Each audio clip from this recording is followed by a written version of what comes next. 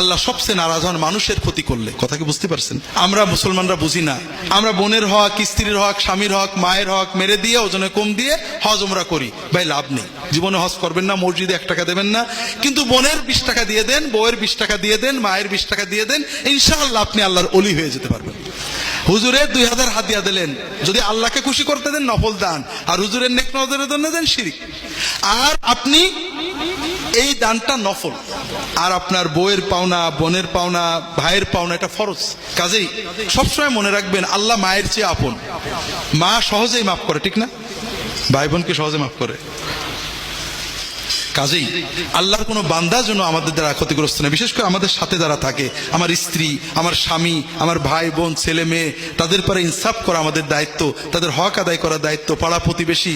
আমি মানুষের উপকার করতে না পারি, অন্তত কারোর হক নষ্ট না হয়। 2 নম্বর, সাধ্য হলে মানুষের উপকার করা।